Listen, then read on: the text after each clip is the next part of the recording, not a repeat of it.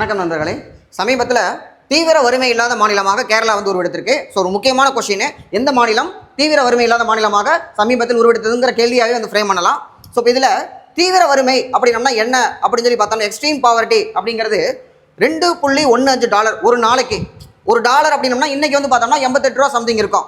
அப்போ இந்த $2.15 கூட ஏர்ன் பண்ண முடியல, அதுக்கு கீழே இருக்காங்கன்னா எக்ஸ்ட்ரீம் பாவர்ட்டி. இது எப்போனா 2022 data, 2017 purchasing power parity triple P index படி.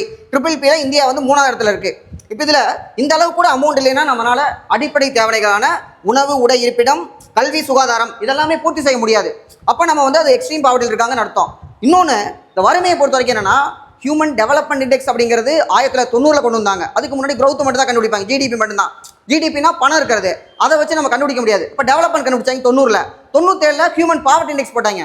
2010ல் மல்டி டைமென்ஷன் பாவர்ட்டி இண்டெக்ஸ்னு ஒன்று கொண்டு வந்தாங்க. இதில் நிதி ஆயோக் வந்து பார்த்தோம்னா இந்த மல்டி டைமென்ஷன் பாவர்ட்டி இண்டெக்ஸில் 12 இண்டிகேட்டர் எடுத்துக்கிறாங்க. அங்கே கூட வந்து பார்த்தோம்னா அவங்க வெறும் 10 இண்டிகேட்டர் எடுத்துக்கிறாங்க.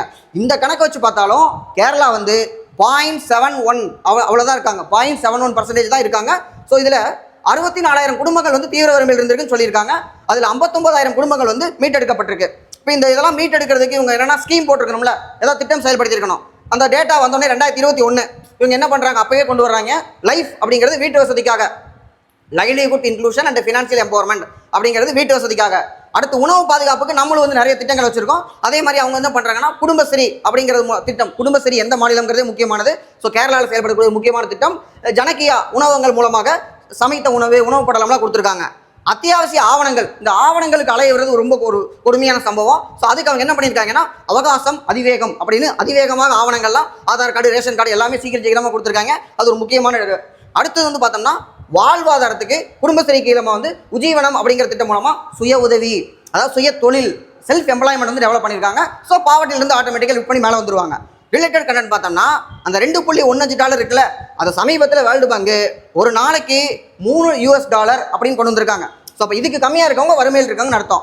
இன்னொன்று இது சம ரிலேட்டிவ் கண்டென்ட் பார்த்தோம்னா, தமிழ்நாட்டில் நம்ம வந்து வறுமை ஒழிப்புக்காக தாயுமானவர் அப்படிங்கிற திட்டம் போட்டிருக்கோம்.